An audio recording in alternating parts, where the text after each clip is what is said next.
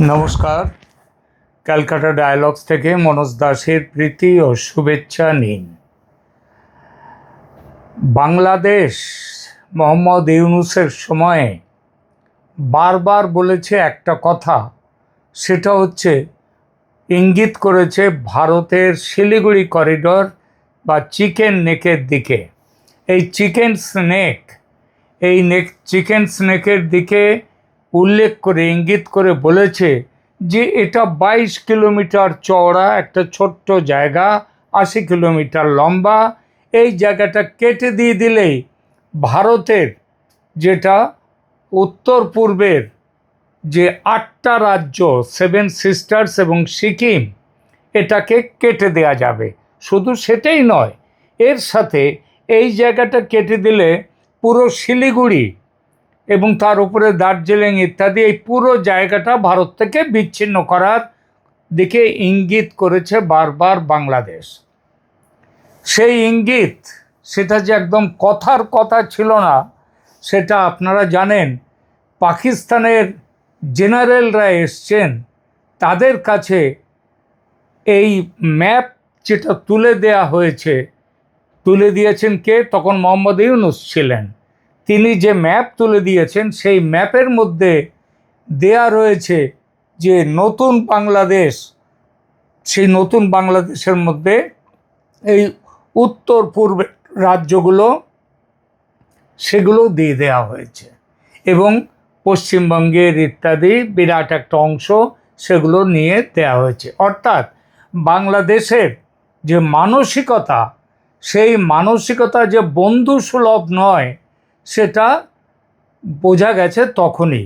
আসলে শেখ হাসিনা চলে যাওয়ার পর থেকেই এই বাংলাদেশের এই ভারত বিরোধিতা এর একটা ঝড় তৈরি হয়েছে।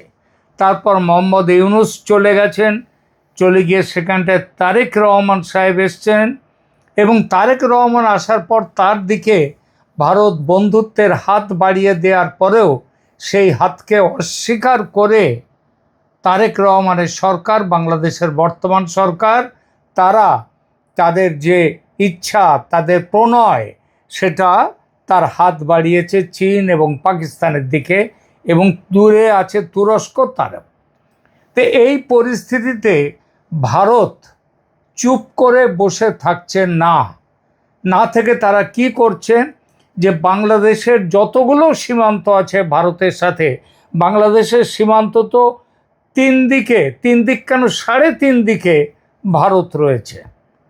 সুতরাং ভারত এখন চেষ্টা করছে এই পুরো পূর্ব সীমান্ত, পূর্ব উত্তর সীমান্তে শুরু হয়ে গেছে এক নতুন সামরিক অধ্যায়। মিজোরামের পাহাড়ে এর আগে 3টে গ্যারিসন হয়েছে, আসামে, বিহারে একটা এবং আমাদের পশ্চিমবঙ্গে। এর বাইরে আরও একটা গ্যারিসন এখন তৈরি হতে চলেছে মিজোরামে।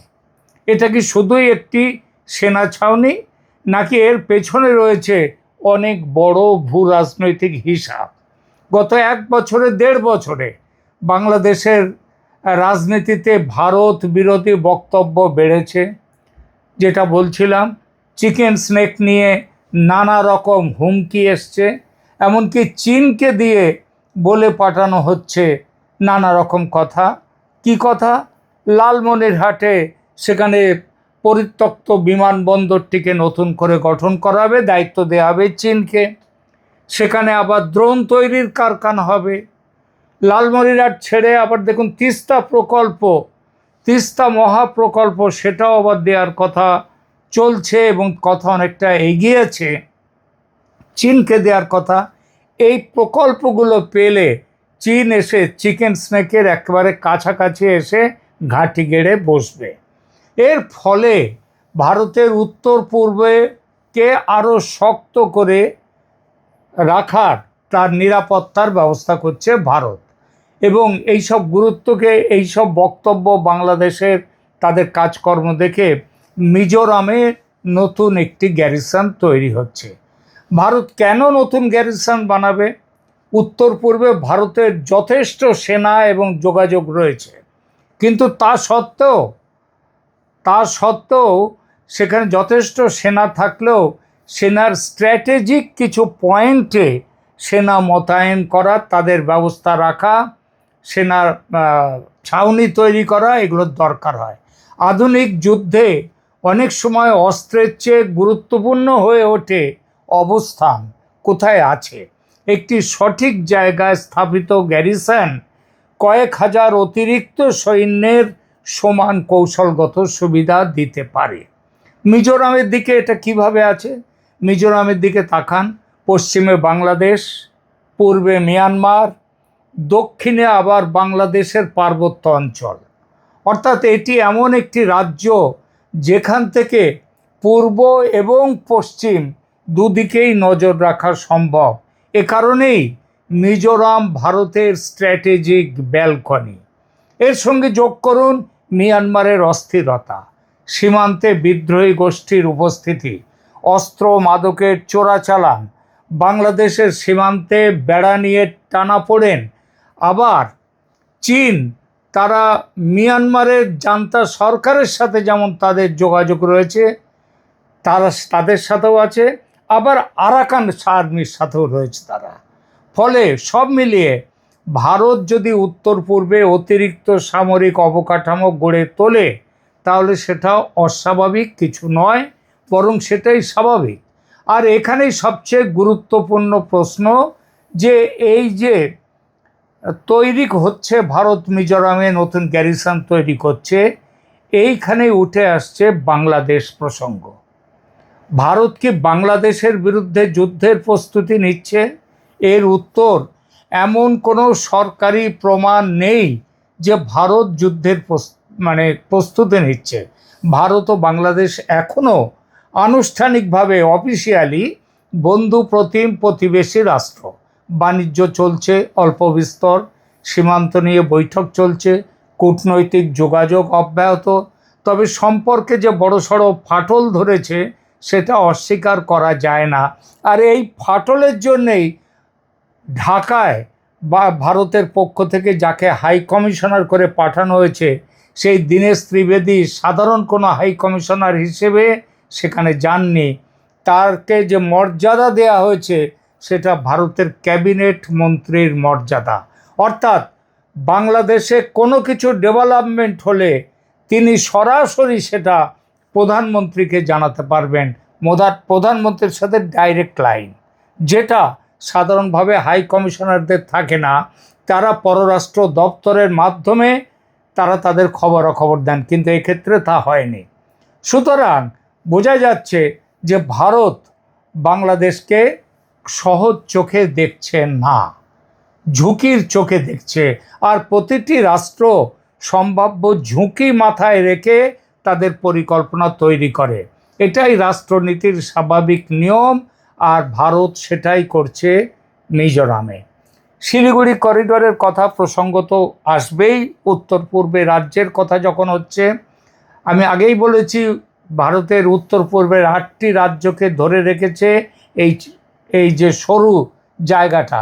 এই কারণেই ভারত বহু বছর ধরে শুধু সেনা নয়, রেল, সড়ক, বিমান ঘাঁটি, সেতু এবং লজিস্টিক যে পরিকাঠামো, অবকাঠামো, সমস্ত কিছুতে বিপুলভাবে বিনিয়োগ করছে। কিন্তু গত 2 বছরে বাংলাদেশের দিক থেকে ওইসব উস্কানিমূলক মন্তব্য আসার ফলে ভারত এখন অন্যভাবে এই বিষয়টিকে দেখছে এবং সেটাকে হুমকি হিসেবে বিশ্লেষণ করেছে বাংলাদেশের সমস্ত ব্যাপারগুলোতে। এর ফলে দেখুন, সামরিক পরিকল্পনার একটা মৌলিক নীতি হচ্ছে prepare for the worst, hope for the best. অর্থাৎ সবচেয়ে খারাপ পরিস্থিতির জন্য তৈরি থাকো, কিন্তু আশা করো যে সে পরিস্থিতি ঘটবে না। আমি বারবার একটা কথা বলি, ভারত কখনোই আক্রমণকারীর ভূমিকায় আসবে না যতক্ষণ না ভারত নিজে আক্রান্ত হচ্ছে। সেই আক্রান্ত হওয়াটা সেটা বিভিন্নভাবে হতে পারে। সেটা যে যুদ্ধের মাধ্যমে আক্রান্ত হওয়া, প্রত্যক্ষ যুদ্ধ তা নয়, ছদ্মযুদ্ধ, সন্ত্রাসী যুদ্ধ, যেটা নিয়ে কিছুদিন আগে অপারেশন সিন্দুর করতে বাধ্য হয়েছে ভারত, তেমন কিছু যদি বাংলাদেশের তরফ থেকে আসে হয়, ভারত কিন্তু তার ব্যবস্থা নেবে। তার জন্যে আজকে মিজোরামে এই যে প্রস্তুতি চলছে সেই প্রস্তুতি। এবার বলি, মিজোরামে ইতিমধ্যেই উত্তর পূর্বে ইতিমধ্যেই সেনাবাহিনীর ব্যাপক স্থিতি রয়েছে, উপস্থিতি। তবু ওই যে বললাম মিজোরামের একটা আলাদা গুরুত্ব আছে। একদিকে বাংলাদেশ, অন্যদিকে মিয়ানমার, দুই সীমান্তের মাঝখানে অবস্থান করে মিজোরাম। এমন একটি এলাকা যেখান থেকে সীমান্ত পরিস্থিতি, মানবিক সংকট, চোরাচালান, বিদ্রোহী গোষ্ঠীর গতিবিধি এবং দুর্যোগ সব ক্ষেত্রেই দ্রুত সাড়া দেয়া সম্ভব। এটিকে লজিস্টিক সুবিধা বলে। মিজোরামের আরও একটা সুবিধা, এখান থেকে শিলিগুড়ির দিকেও যেমন সে তার যোগাযোগ রাখতে পারবে, ঠিক তেমনিভাবে বাংলাদেশের প্রথম যে দুটো চিকেন স্নেক বাংলাদেশের আছে, হেমন্ত বিশ্ব শর্মা বেশ কিছুদিন আগেই এ কথাটা বলেছেন। একটা চিকেন স্নেক হচ্ছে রংপুর ডিভিশন, সেটা কেটে দিয়ে দিলেই, রংপুর ডিভিশন কাটলেই দেখা যাবে ভারতের চিকেন স্নেক শিলিগুড়ি করিডর অনেক বড় হয়ে গেছে, অনেক চওড়া হয়ে গেছে। এবং আর একটা চিকেন স্নেক কোথায় বাংলাদেশের, সেটা হচ্ছে ত্রিপুরার ওখান থেকে সোজা নিচে নেমে যাওয়া চট্টগ্রামের ওখান থেকে বঙ্গোপসাগর, ওটা শিলিগুড়ির থেকেও ওই দূরত্বটা কম। ওখান থেকে মাত্র শিলিগুড়ির এখান থেকে, যেখানে সব থেকে সরু জায়গা যেখানে শিলিগুড়ির ওখানে, সেটা 22 কিলোমিটার, কিন্তু সেটা আবার 50-60 কিলোমিটার চওড়াও রয়েছে। কিন্তু বাংলাদেশের এই সেকেন্ড চিকেন স্নেক সেটা 20 কিলোমিটার চওড়া, এবং এইটা ফেনী নদীর ওখান দিয়ে কাটলেই বাংলাদেশ আলাদা। আর মিজোরামের অবস্থানটা এমন যেখান থেকে সে দুদিকেই সমানে তার এই মিজোরামের গ্যারিসন থেকে এদিকে আসবে যে রংপুর ডিভিশনের দিকেও, এই চিকেন স্নেকের দিকেও তার ওখান থেকে লজিস্টিক সাপোর্ট দিতে পারবে, আবার ওদিকে ত্রিপুরার ওখানের ওদিক দিয়েও লজিস্টিক সাপোর্ট দিতে পারবে। প্লাস এর সাথে রয়েছে মিয়ানমারের সাথে তার সংযোগ। ফলে সব কিছুর মধ্যে মিজোরামের গুরুত্বটা খুব বেশি করে দেখা যাচ্ছে। এই গুরুত্ব শুধু আজকে দেখা যায়নি, বাংলাদেশের মুক্তিযুদ্ধের সময় সেই 1971 সালেও ভারতের উত্তর পূর্বাঞ্চলে সেনা, রসদ, যোগাযোগ ব্যবস্থা গড়ে তোলার গুরুত্বটা অত্যন্ত স্পষ্ট হয়ে উঠেছিল। কারণ তখনও তো ছিল একটাই উদ্দেশ্য, বাংলাদেশের পাকিস্তানি সেনাদেরকে পরাজিত করা। তারা কোথায় ছিল?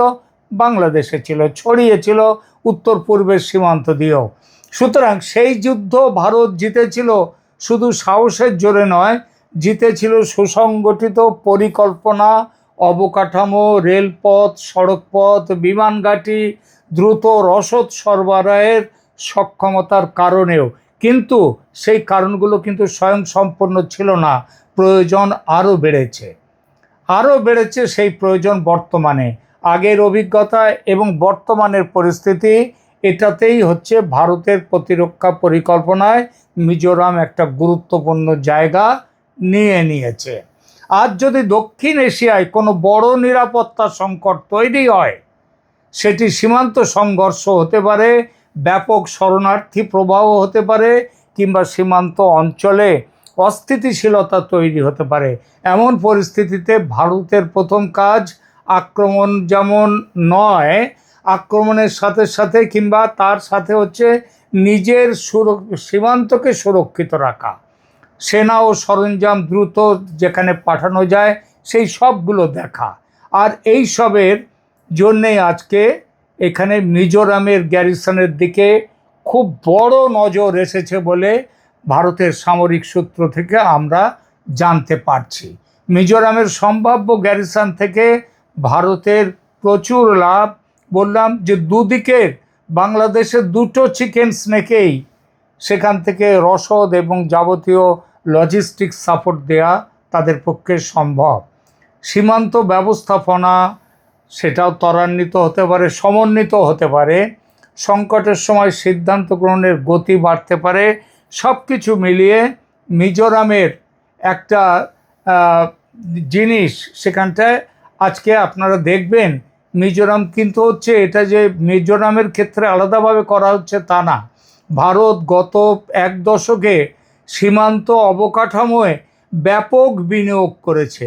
লাদাখ, অরুণাচল, সিকিম সব জায়গাতেই রাস্তা, সেতু, টানেল, অগ্রবর্তী ঘাঁটি, বিমান অবকাঠামো সব উন্নত হয়েছে। এমনকি ব্রহ্মপুত্রের নিচে দিয়ে, ব্রহ্মপুত্র নদের নিচে দিয়ে সেখানে বিরাট রাস্তা তৈরির প্রকল্প হাতে নিয়েছে ভারত, এবং তার জন্যে ভারত ইতিমধ্যেই তার টেন্ডার, ইন্টারন্যাশনাল টেন্ডার সব কিছু দেয়া হয়ে গেছে।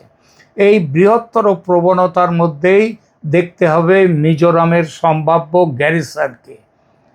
একটা গুরুতর একটি প্রশ্ন এখানে রয়েছে, দক্ষিণ এশিয়ার মধ্যে যদি ভারত চীন প্রতিযোগিতা বাড়ে, মিয়ানমারের অস্থিরতা বাড়ে, যদি চট্টগ্রাম নিয়ে মার্কিন যুক্তরাষ্ট্র, ভারত, চীন সবার মিলিত একটা টানাটানি থাকে ওখানটায়, তাহলে কি হতে পারে ভারতের?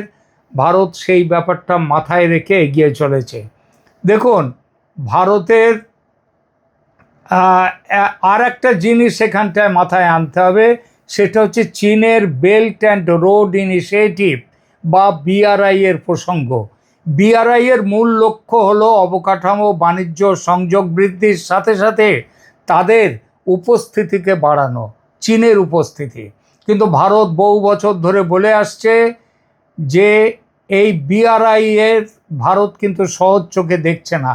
চীন মিয়ানমারে বন্দর, সড়ক, অর্থনৈতিক করিডোরে বিনিয়োগ করেছে, বাংলাদেশেও বিরাট বিনিয়োগ করেছে চীন, এবং তার ফলে এখন মিয়ানমারের গৃহযুদ্ধের পরিস্থিতি নিয়ে সেখানে সরকারি পক্ষ, সরকার বিরোধী পক্ষ, দুই পক্ষকেই চীন সাপোর্ট দিচ্ছে।